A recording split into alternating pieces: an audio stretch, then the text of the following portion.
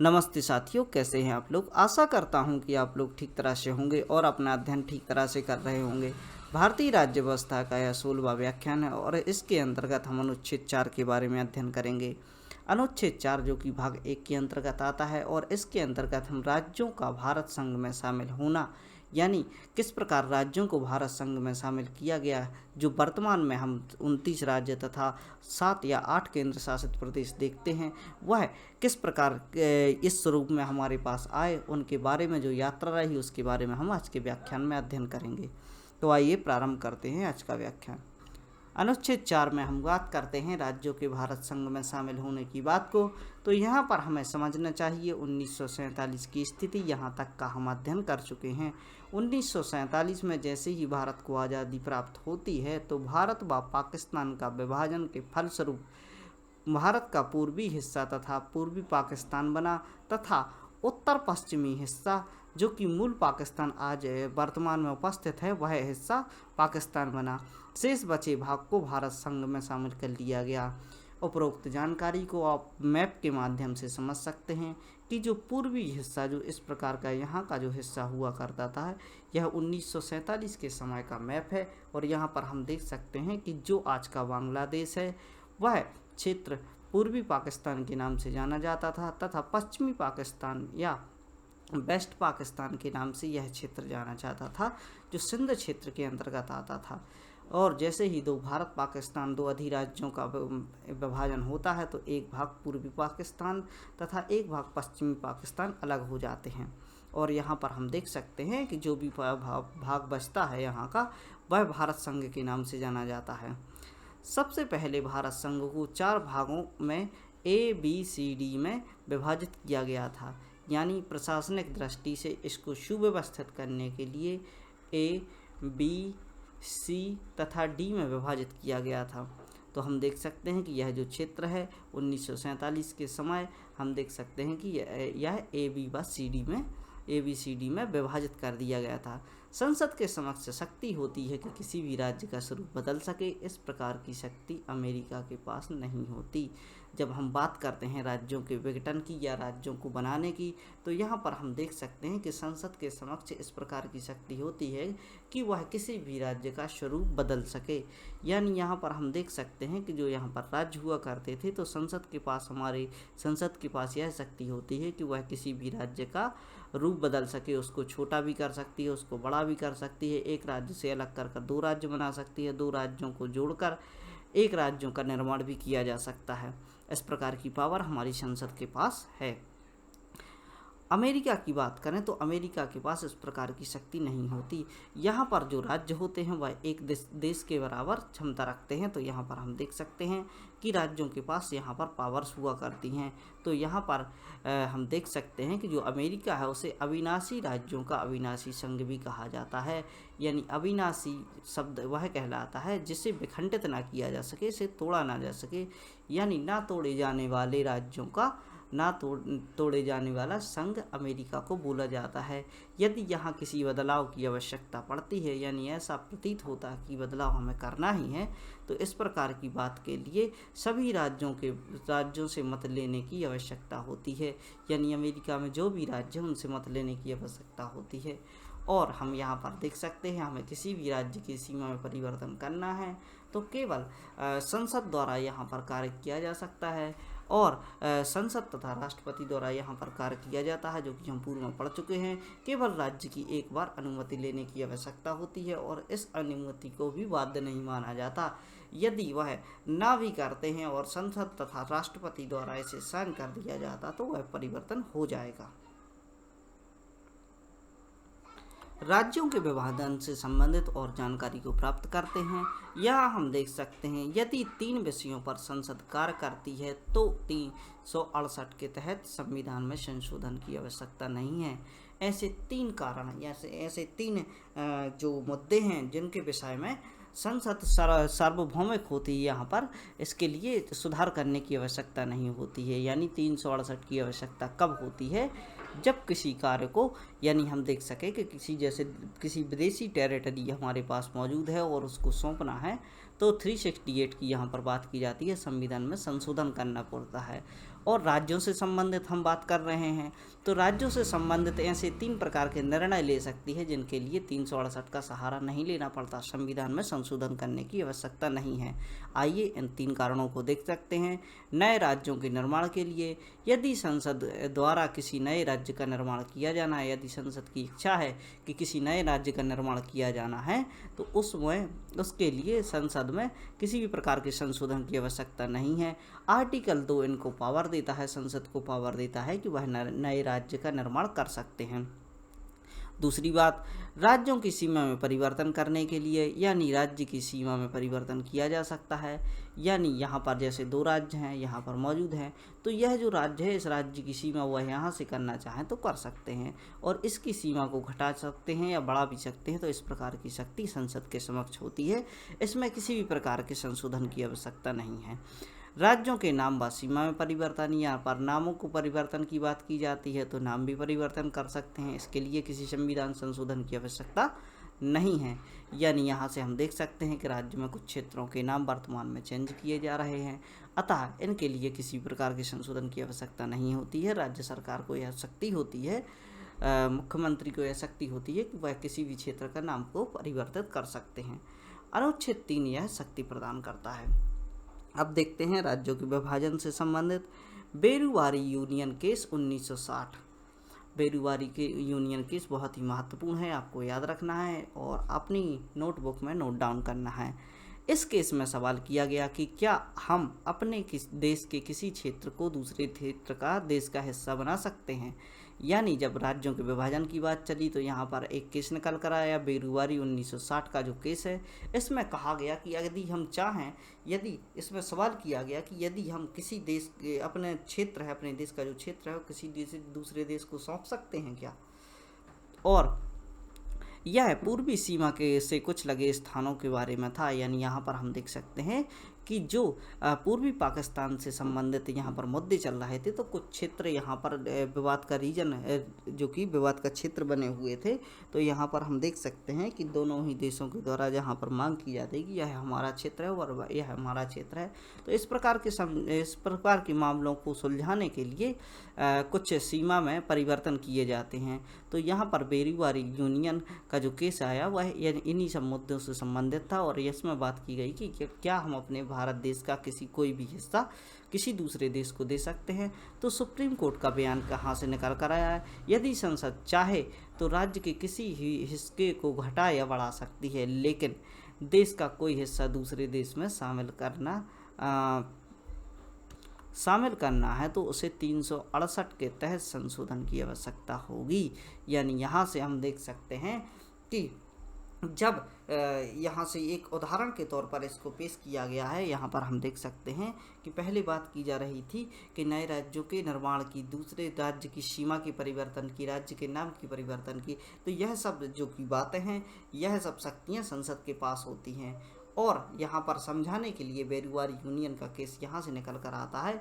और 2 देशों के मध्य किसी सीमा को लेकर विवाद चल रहा हो, यदि यह विवाद यहाँ पर चल रहा है तो यहाँ पर 1960 का जो निर्णय है इसमें जो सवाल पूछा गया कि क्या संसद को यह शक्ति है कि क्या किसी भी क्षेत्र को दूसरे देश को सौंपा जा सकता है, तो नहीं, यह शक्ति नहीं होती है। सुप्रीम कोर्ट द्वारा यहाँ पर व्याख्या की गई कि यदि संसद चाहे तो किसी राज्य के किसी भी हिस्से को घटा या बढ़ा सकती है, लेकिन अपने देश का हिस्सा किसी दूसरे देश को देना चाहे तो उसके लिए 368 के तहत संशोधन करने की आवश्यकता होगी। चलिए आगे देखते हैं। 9वां संविधान संशोधन। 9वें संविधान संशोधन के द्वारा यहाँ पर वो जो पूर्वी पाकिस्तान के कुछ हिस्से भारत में हुआ करते थे उनको बांग्लादेश को सौंपा गया है। यानी पूर्वी पाकिस्तान जब यहाँ पर बांग्लादेश बन जाता है, यह जो क्षेत्र जो हम अभी दूसरी स्लाइड में यहाँ पर पढ़ रहे थे, जो पाकिस्तान का क्षेत्र है, यह आज़ाद बांग्लादेश बन जाता है। तो यहाँ पर जो सीमा से लगे हुए कुछ छोटे छोटे क्षेत्र होते हैं, इन क्षेत्रों को शामिल करने के लिए यहाँ पर 9वां संविधान संशोधन किया जाता है और इस संविधान संशोधन के माध्यम से इन क्षेत्रों के विवाद को सुलझाया जाता है। चूँकि हम पहले ही पढ़ चुके हैं कि सीमा विवाद को जब किसी दूसरे देश के साथ सुलझाना हो तो यहाँ पर संविधान संशोधन करने की आवश्यकता होती है और जो 9वां संविधान संशोधन निकल कर आया वह इसी चीज़ का उदाहरण था। 1969 में सुप्रीम कोर्ट द्वारा बोला गया कि सीमा विवाद सुलझाना है तो संविधान में संशोधन करना अति आवश्यक है, यानी यहाँ पर संविधान की आवश्यकता होती है और नवा संविधान संशोधन इसीलिए लाया गया था। राज्य एवं केंद्र शासित प्रदेशों का विकास, किस प्रकार राज्य निकल कर आए, किस प्रकार हमारे केंद्र शासित प्रदेश निकल कर आए, इनकी बात हम यहाँ पर करेंगे। आज़ादी से पूर्व भारत दो भागों में विभक्त था, यानी यहाँ पर हम देख सकते हैं कि जैसे ही हमें आज़ादी प्राप्त होती है तो आज़ादी से पहले जो हमारा देश हुआ करता था वह दो भागों में विभक्त हुआ करता था। एक भाग हुआ करता था ब्रिटिश प्रांत, जो ब्रिटिश प्रांत यानी ब्रिटिश शासकों द्वारा जो क्षेत्र अपने अधीन कर लिए गए थे, यहाँ पर किसी भी प्रकार के रूलर्स मौजूद नहीं थे, वह सीधे ब्रिटेन द्वारा चलाए जा रहे थे, तो वह ब्रिटिश प्रांत कहलाते थे। और देसी रियासतें, यानी यहाँ से हमें समझना चाहिए ब्रिटिश प्रांत वह थे जहाँ पर वह प्रत्यक्ष रूप से शासन कर रहे थे। देसी रियासतें वह हुआ करती थी, इन रियासतों में राजा तो राज कर रहा था, लेकिन अप्रत्यक्ष रूप से वह राजा किसके अधीन था? ब्रिटिश शासन के अधीन था। इनके द्वारा जो भी लॉर्ड वेलेस्ली की हड़प नीति के द्वारा हमने समझा कि किस प्रकार राजा को राजा बनाकर ही रखा जाता था, लेकिन पीछे से कौन शासन किया करता था? ब्रिटेन शासन किया करता था। तथा आज़ादी के बाद क्या हुआ? आज़ादी के बाद दो अधिराज्य भारत व पाकिस्तान का निर्माण हुआ। तो यहाँ पर हम देख सकते हैं कि देसी रियासतों को शामिल करने के लिए 3 रास्ते दिए गए, यानी यहाँ पर हम देख सकते हैं कि हमें समझना चाहिए कि जिस प्रकार ब्रिटिश प्रांत के अंतर्गत जो क्षेत्र हुआ करते थे वह भारत में सीधे तौर पर शामिल हो गए। यानी यहाँ से हम देख सकते हैं कि यदि ब्रिटेन द्वारा पूरे राजाओं को समाप्त कर दिया होता और सीधा ब्रिटेन का शासन भारत में होता तो हमें किसी भी प्रकार के परिवर्तन की आवश्यकता नहीं थी, हमें सीधा सीधा पूरा जो भी क्षेत्र था वह मिल जाता, लेकिन ऐसा नहीं हुआ। अंग्रेज़ों के जाने के बाद भी यहाँ पर 552 रियासतें हुआ करती थी। इन देसी रियासतों के चक्कर में हमारे लिए बहुत से पापड़ बेलने पड़े, यानी बहुत से दाव पेच कर इनको भारत का हिस्सा बनाया गया। तो यहाँ पर हम देख सकते हैं कि जैसे ही 2 अधिराज्य भारत व पाकिस्तान का निर्माण होता है तो देसी रियासतों के पास 3 ऑप्शन दिए जाते हैं, जो कि यहाँ पर कार्य किया जा रहा था राज्यों में शामिल करने का, यानी राज्यों के निर्माण का, या यूनियन टेरिटरी का, यानी जो केंद्र शासित प्रदेश कहलाते हैं उनके निर्माण की बात जो यहाँ पर की जा रही थी। तो इनमें हम देख सकते हैं कि इनको 3 ऑप्शन दिए गए थे। आप भारत में शामिल हो सकते हैं, यानी राज्य जो कि देसी रियासतें थी इनसे कहा गया कि अब यदि आप चाहें तो भारत में शामिल हो सकते हैं, आप चाहें तो पाकिस्तान में भी शामिल हो सकते हैं, आप चाहें तो स्वतंत्र रह सकते हैं। इस 3 प्रकार के इनके पास जो भी रास्ते थे कि ये जो भी देसी रियासतें थी वह भारत का भी हिस्सा बन सकती थी, पाकिस्तान का हिस्सा भी बन सकती थी और स्वतंत्र भी रह सकती थी। लेकिन यहाँ से एक बात को समझना चाहिए, जो भारत का हिस्सा है यानी भारत के बीच से रियासत निकल कर आती है उसको किसी न किसी तरह भारत में ही शामिल होना था, और जो पाकिस्तान से निकल कर आती है, जो रियासतें निकल कर आती हैं उनको पाकिस्तान में शामिल होना था। और यहाँ पर हम स्वतंत्र रहने की बात करें तो यह भी उनका जो भी सपना था वह पूरा नहीं हो सका। ऐसे 3 क्षेत्र हुआ करते थे, जूनागढ़, जम्मू कश्मीर और हैदराबाद, यह 3 क्षेत्र डिस्ट्रीब्यूट का रीजन बने हुए थे, इनके द्वारा स्वतंत्र रहने की बात की गई थी। आगे देखते हैं इनके बारे में। राज्य व केंद्र शासित प्रदेशों के विकास की बात हम कर रहे हैं, तो यहाँ पर हम देख सकते हैं कि जैसे ही जब भी 3 ऑप्शन यहाँ पर दिए जाते हैं, या तो आप भारत में शामिल हुई है, पाकिस्तान में शामिल हुई है, या स्वतंत्र रहिए, तो इस प्रकार भारत में 552 देसी रियासतें हुआ करती थी। इनमें से 549 रियासतों ने भारत संघ को चुना, यानी यहाँ से हम देख सकते हैं कि जो 549 रियासतें हुआ करती थी इनको पाकिस्तान जो कि भारत संघ को चुना जाता है, और इसके लिए बहुत सी जद्दोजहद करनी पड़ी। सरदार वल्लभ भाई पटेल को इसका श्रेय दिया जाता है, इसीलिए इन्हें बिस्मार्क ऑफ इंडिया कहा जाता है, क्योंकि जिस प्रकार बिस्मार्क द्वारा जर्मनी का यूनिफिकेशन किया गया, यानी जर्मनी को सुसंगठित किया गया, उसी प्रकार भारत को सुसंगठित करने का श्रेय सरदार वल्लभ भाई पटेल के लिए जाता है। तथा हम देख सकते हैं कि 549 रियासतें तो हमारे पास आ गई, लेकिन इसके अलावा हम देख सकते हैं कि 3 रियासतें बची हुई थीं, 50, 51 और 52। तो 3 रियासतों में से कौन कौन सी थीं? जिनमें थी हैदराबाद, जूनागढ़ तथा जम्मू कश्मीर। इन तीनों रियासतों के द्वारा स्वतंत्र रहने की बात की गई। यह लोग जिद पर अड़ गए, हमारे पास ऑप्शन है तो हम यूज करेंगे, हमें स्वतंत्र रहना है। तो यहाँ से हम देख सकते हैं कि हैदराबाद, जब हैदराबाद की होती है तो इसे पुलिस कार्यवाही द्वारा भारत का हिस्सा बनाया गया। जो यहाँ के रिजवी साहब थे, हैदराबाद के निजाम हुआ करते थे, वह मानने को तैयार नहीं थे कि वह भारत संघ में शामिल होंगे। बहुत ही अच्छे तरीके से समझाया गया, लेकिन समझ ना पाने के कारण यहाँ पर पुलिस कार्यवाही की गई तथा पुलिस कार्यवाही के माध्यम से इसे भारत संघ का हिस्सा बनाया गया। दूसरी बात, अब जूनागढ़ पर आते हैं। तो यहाँ के जो नवाब हुआ करते थे वह स्वतंत्र रहना चाहते थे या फिर पाकिस्तान में शामिल होना चाहते थे। पाकिस्तान में शामिल होने से तो रहे, क्योंकि जो जूनागढ़ है वह भारत के बीच में उपस्थित था, अतः यह पाकिस्तान किस प्रकार से शामिल होते।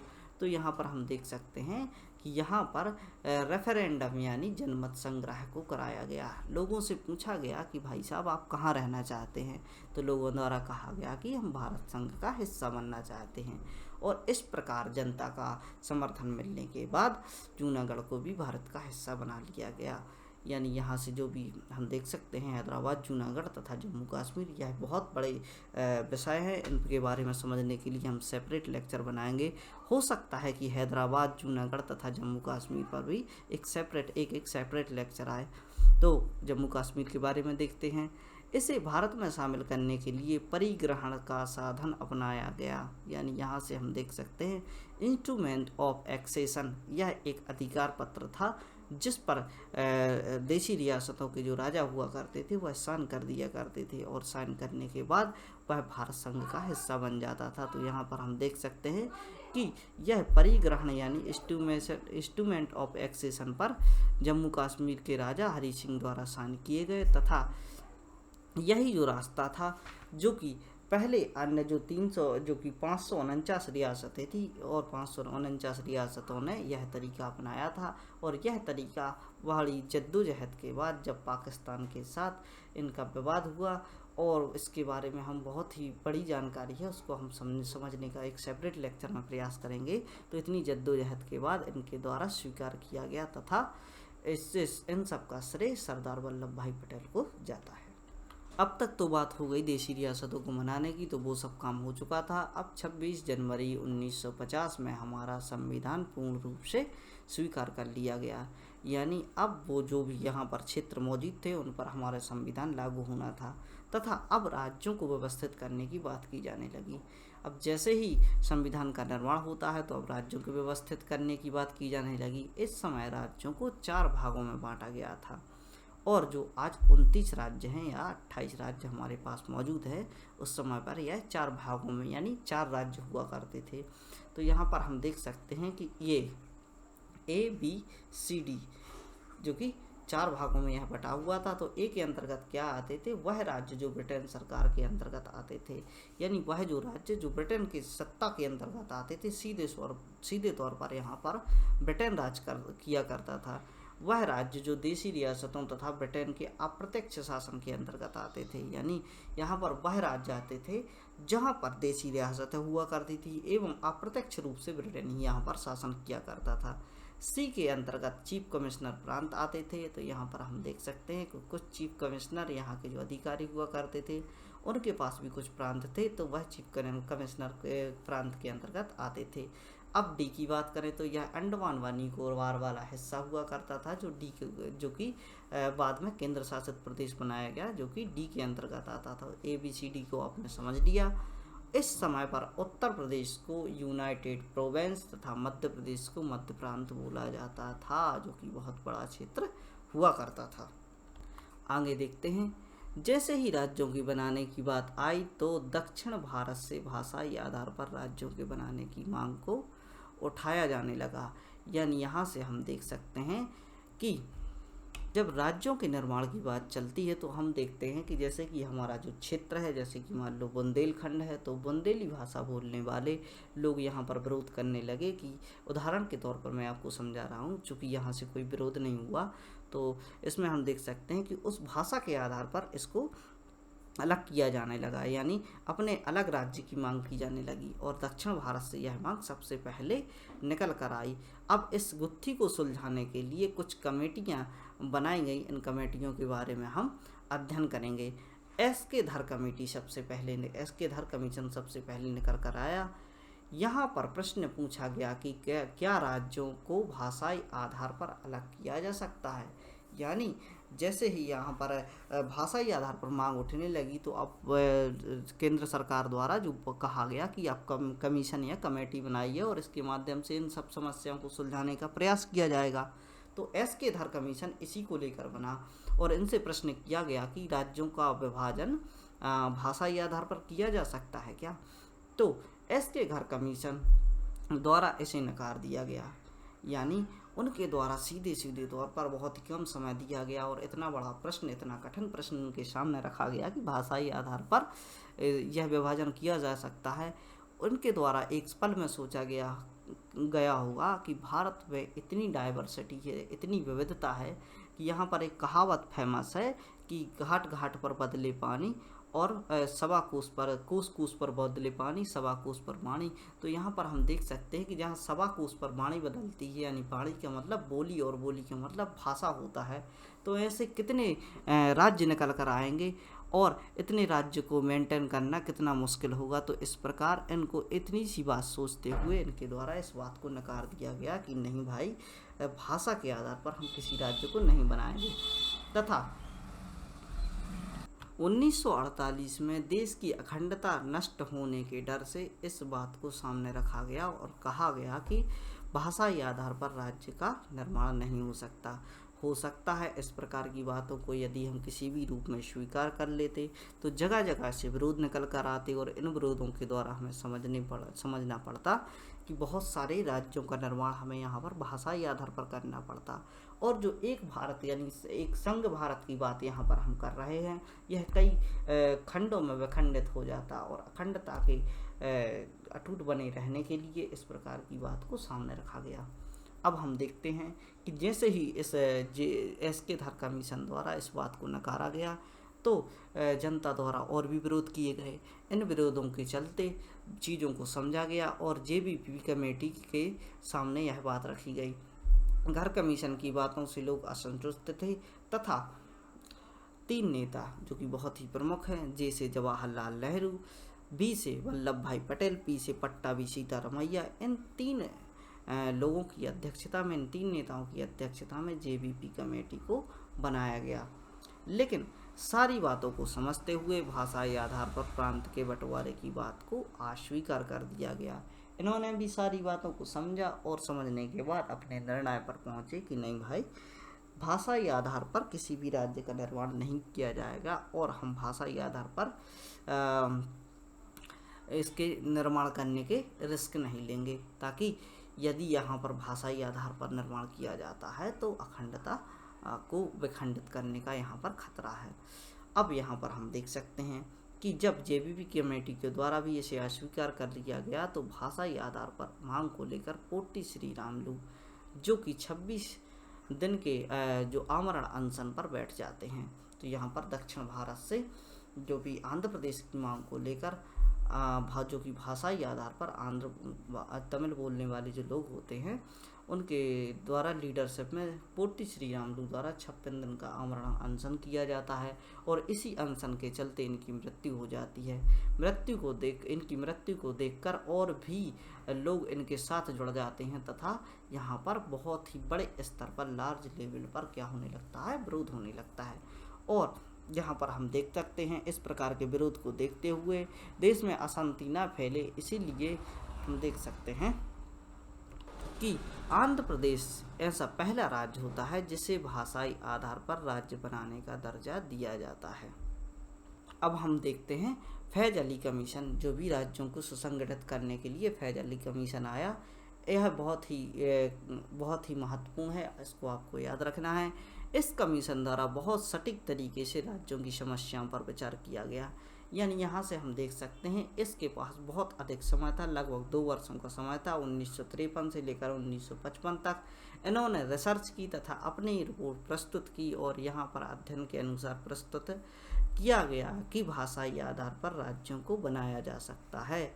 अब यहाँ से लोगों को जो भी यहाँ पर भाषाई आधार पर राज्य बनाने की मांग कर रहे थे उनको चैन की सांस मिलती है।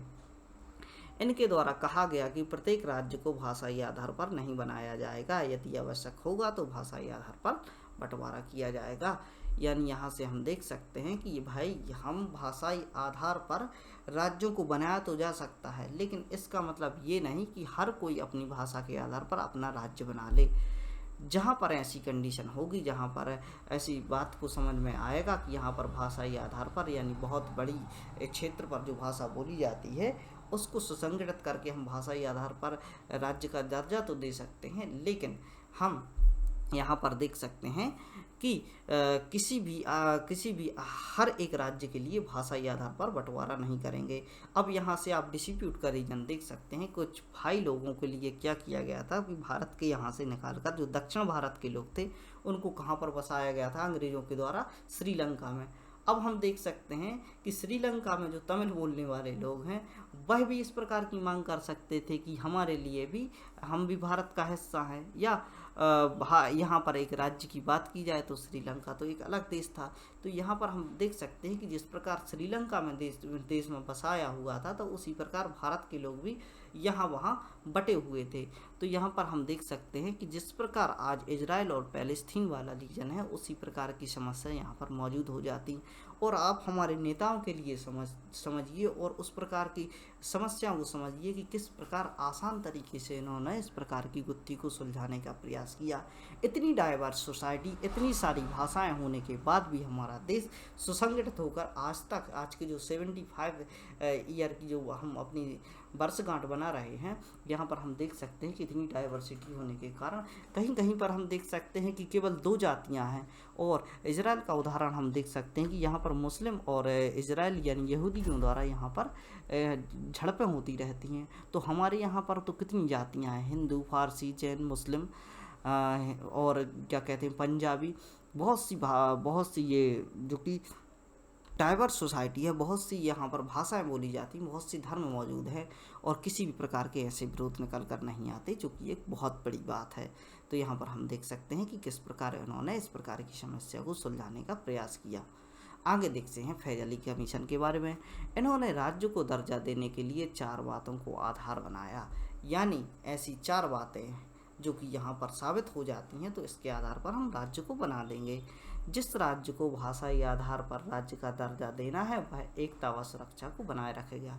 भाई सबसे पहले एक बात मान लो, आप एकता और सुरक्षा को बनाए रहेंगे, यानी आप भाषाई आधार पर अपने आप को अलग तो कर रहे हैं, लेकिन आप भाषाई आधार पर अलग होने के बाद एकता बनाए रखेंगे। यानी ऐसा नहीं है कि आपको यदि तमिल भाषा बोलने वालों के लिए, आंध्र भाषा बोलने वालों के लिए आंध्र प्रदेश दे दिया, लेकिन आप इस प्रकार के कृत्य नहीं करेंगे कि आप देश के अखंड भारत से अलग होने का प्रयास करें।